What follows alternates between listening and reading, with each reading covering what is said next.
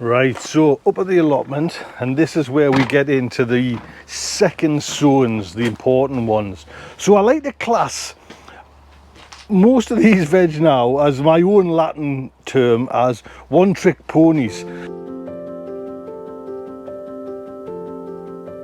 Morning everyone, how is everyone? We're doing some sowings again today. Yes, lots of sowings. But I thought while I'm doing these sowings, I'd talk about like the importance of not being caught out and making sure you're doing your second sowings. Because I think that's just, everyone's kind of at the moment obsessed. So. It's the tomatoes, the cucumbers, everything like that. But then you forget. You need your backup. So I want to just explain, and I want to go to the allotment and give you some great examples of how this will work for you. Right, I've just had to come inside because as soon as I started to record, it just started to pour down.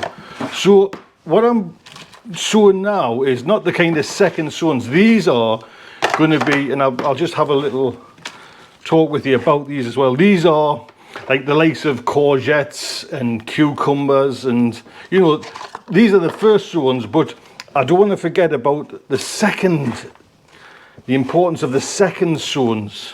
So what I want to do is just get these done as quick as I can for you, and then get into the kind of the meat of the matter of this video.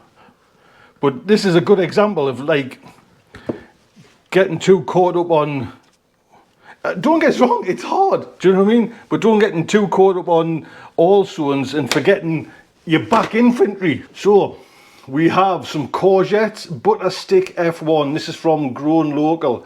I've got a little page on Grown Local. You'll get 15% off your seeds. If you go over, there's a link in the description. Little independent grower. And most of my seeds this year have been Grown Local. So this is courgette butter stick F1. 10 seeds. This one we're doing is the kale, which is possibly our favourite, the Nero. Next is a little funky cucumber honey plus, another F1 variety from Grown Local. I'm going to grow some squash, some butternut squash. Another courgette, we've got pick and mix, which is an F1. So the last one is broccoli, a Sun King F1.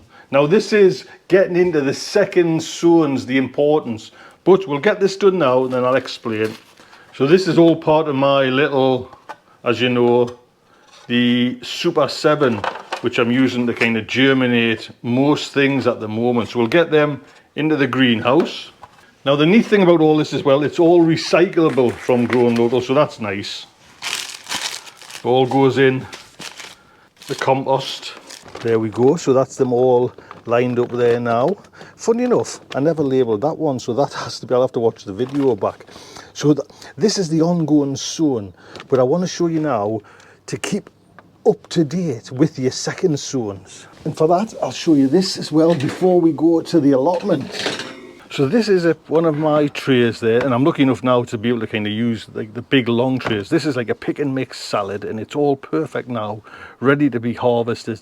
And this is the trick you can use, or like a practice as well, is with the microgreens, is to see how, if once we use that, will there be another one ready to take its place? So Ian's very kindly sent down another one of these micro kits, and this is the beauty, to get into practice to see if this will be ready when that's finished. So what we'll do though, we're going to go up the allotment, but I'm going to sink these first in 2 litres of water, and that'll be ready for us when I come back. Yes, there is a lizard under the table there. That'll be ready when I come back. Right, so up at the allotment, and this is where we get into the second sowings, the important ones. So I like to class most of these veg now as my own Latin term as one-trick ponies. So I've got these are marathon calabrese. There is some igloo cauliflower, and what I mean by one-trick pony is the cauliflower, you cut them, that's basically it. You get the head of cauliflower, that's it, that plant's finished. Same with the calabrese, and same with, I've got some cabbages there, same with that. Now these cabbages are probably, and I'd say the marathon calabrese, they're ready to go out. So what I want to be thinking now about replacing them with the same again. So if you have a look around my allotment, you know, you can see there's certain things, say like the sprouting broccoli there. The best example is these garlics over here. Now, your beds sharp fill up, or whatever ground you've got, because you're sowing all the time. But you've got to kind of one step ahead and think. So these will be coming out, these two garlic, probably around, I like to give a specific date, you know, the third week in June, let's say the 24th of June. Those will be ready to come out. I want to get stuff in there the day they come out to get more stuff in.